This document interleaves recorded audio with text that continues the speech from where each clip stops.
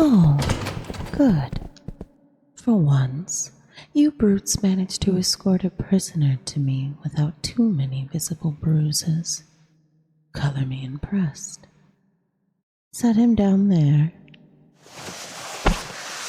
You may unshackle his wrists. I doubt some scruffy street urchin poses much threat to me, even with his hands free. Good. You're dismissed, both of you. Leave us alone together. Did you not hear me? I said, leave us. I trust you don't need reminding how much your Empress hates having to repeat herself.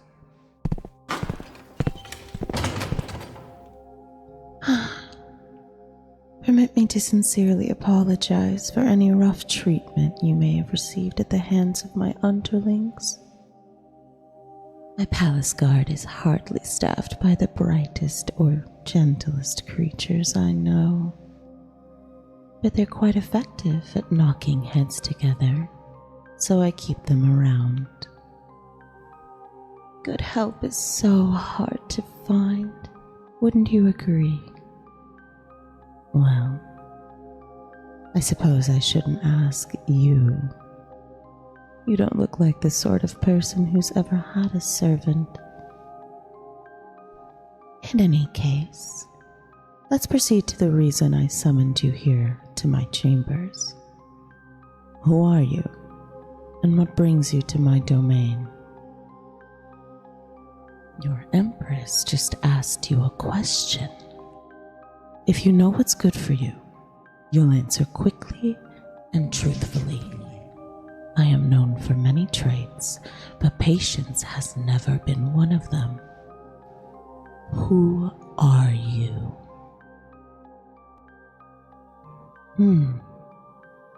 A strange name. You're from someplace far, far away, aren't you? I suspected as much. They tell me you came here stowed away on a whaling ship. They tell me they found you hiding below decks, huddled inside a filthy crate, skulking in the shadows like a rat.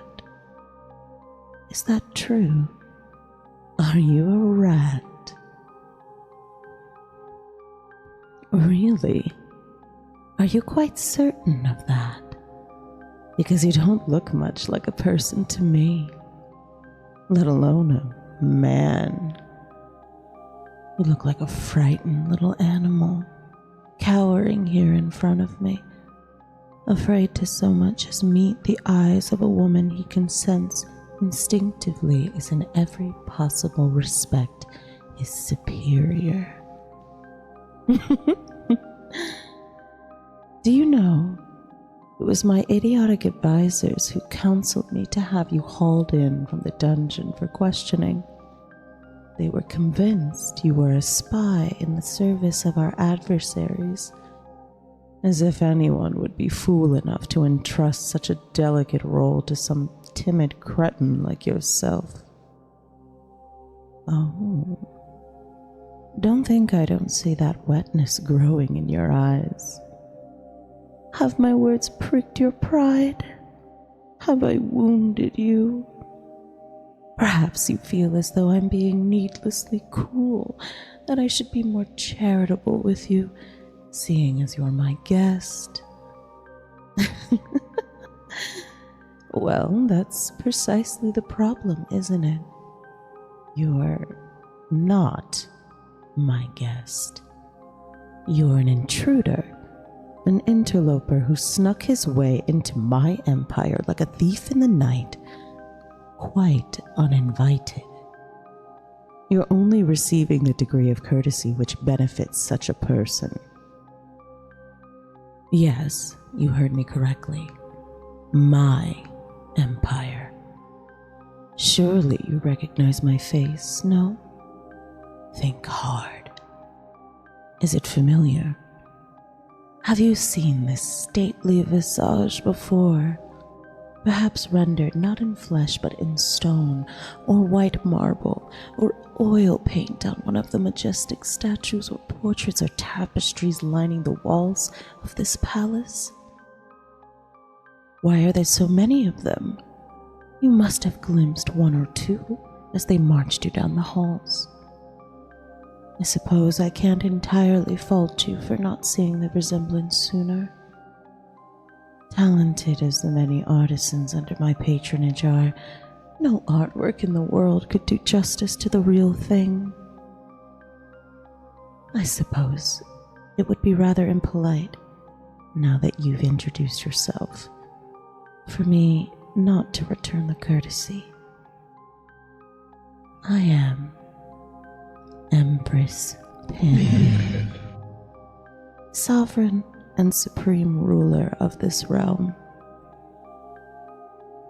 All that you have seen since you arrived on these shores, every regal balustrade and balcony, every lustrous jewel and gemstone, every common man and mouse belongs to me. And that includes yourself. My. There is something very amusing about the way you are looking at me. Your eyes burn with fear and confusion. Those emotions I see all the time in the eyes of my subjects, but in your gaze, they're mixed with something else. What is it, I wonder? Some unspoken earnestness, perhaps a latent, involuntary sense of gratitude that someone as radiant and beautiful as myself is so much as glancing in your direction, let alone speaking to you. That some inconsequential little ragamuffin like you somehow, some way, through some fickle twist of fate, ended up slouched at the feet of an empress? Or is it desire? Look at you squirm. Do I make you uncomfortable? Not enough to force you to mask your emotions, apparently. Or do you simply lack the self-control to do so? You know how serious your predicament is. You know very well that I could snap my fingers should I have even the slightest inclination and have you locked away in some deep, dark, tiny home for the rest of your days. Still, you just can't help it. Your infatuation with me is written all over your face. You're love-struck. Don't worry. I have a weakness for flattery, one of my admitted vices, and I will confess to being a touch flattered. What's more, you've caught me in an unusually generous mood, so I'm inclined to forgive your impudence. That is, if you play your part to my satisfaction. Get up, on your feet. Follow me into the foyer.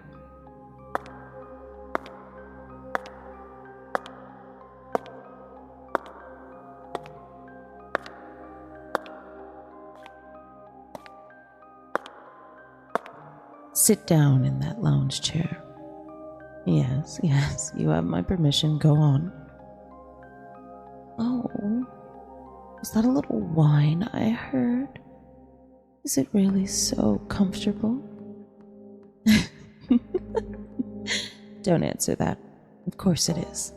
It's plush velvet, probably the softest, coziest thing you'll ever sit on. Certainly, I'll bet. It's infinitely more comfortable than the cold, rough, cobbled floor of the dungeon. Let me take a seat next to you.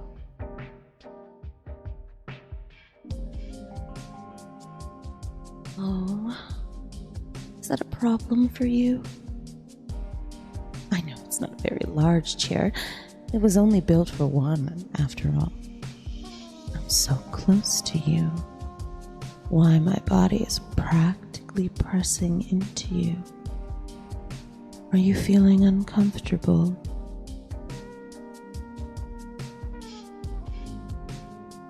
No, that's not the right answer. Of course you aren't. Good boy. You know, I was initially planning to bring you here for a quick chat to appease my advisors and then throw you back down there. But now, against my better judgment, I'm beginning to think I'd like to get to know you better. There's just something about your demeanor I can't help but be fond of, even when that demeanor manifests in such a small and pitiful vessel. Would you like to share a meal with your Empress?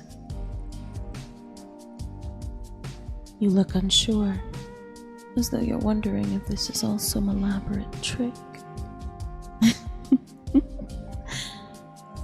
It's awfully cute, I'll concede that. But no tricks, no traps. My offer is perfectly genuine, though of course, no one's forcing you to accept. It's entirely your choice. If you prefer, I can always just call for my men and have them escort you back to that little cell I dragged you out of. And you can dine on whatever maggot-ridden gruel they feed you down there instead. That's what a rat would choose, I suppose. Dining on dirty scraps in the dark.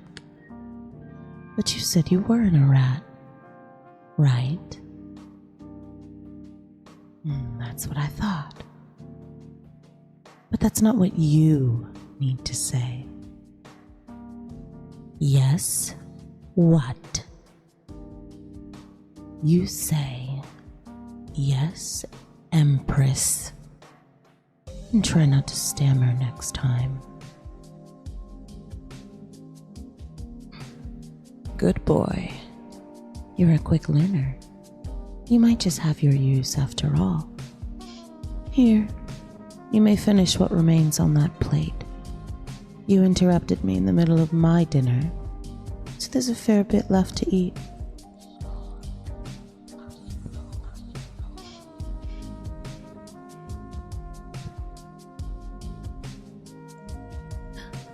Oh, no. Don't apologize, darling. Though I do appreciate the impulse. That servile tone suits you.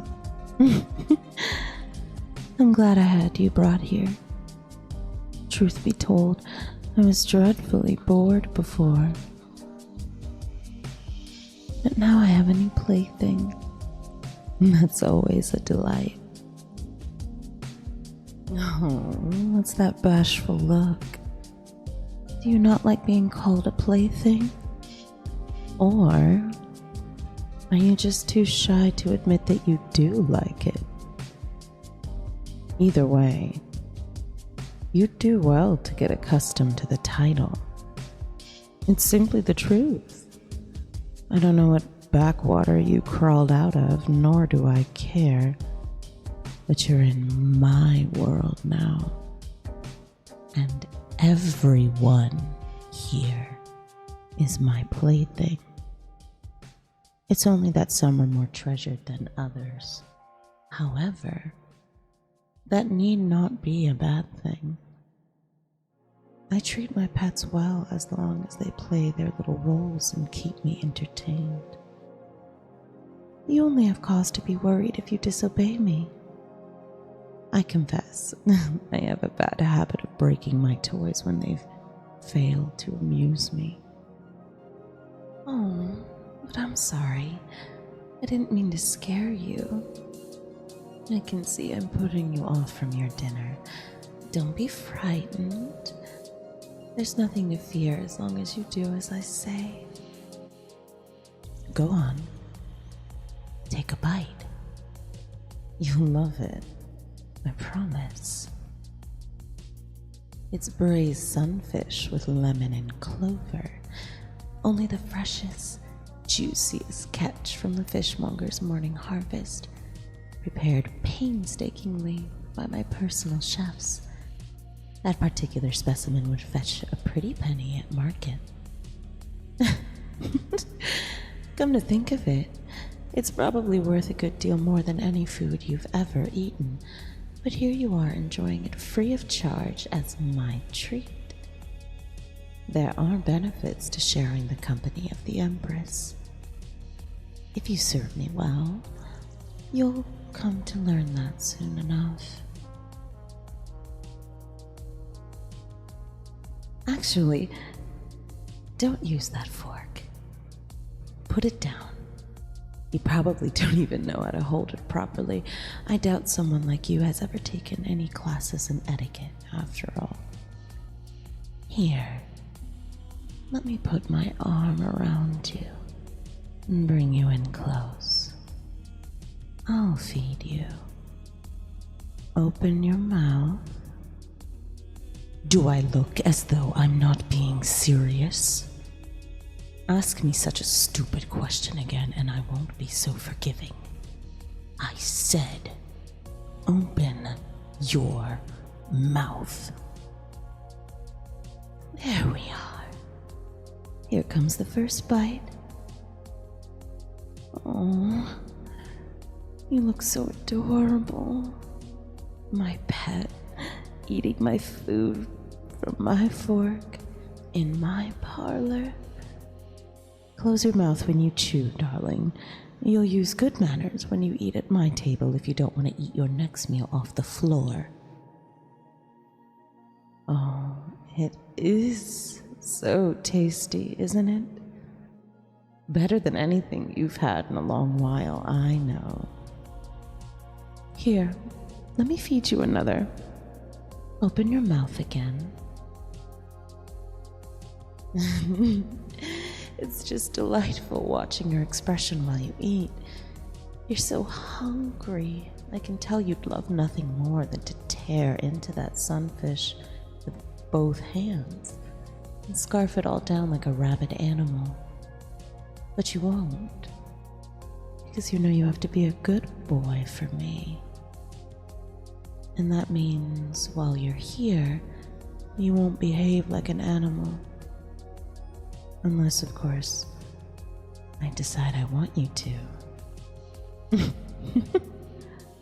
Do you like me rubbing your back with my other hand? Here, lean in closer. Wouldn't want to spill anything. Have another bite. Do you need something to drink? You must be parched. Have some white wine. I could tell you how rare and expensive this vintage is, but who are we kidding? Someone like you would hardly know the difference. Instead, I'll only promise it'll slake your thirst. Ever sipped wine from a crystal goblet before? You don't have to answer that, darling. Let me just raise it to your lips. Drink as much as you like. The whole thing if you want to.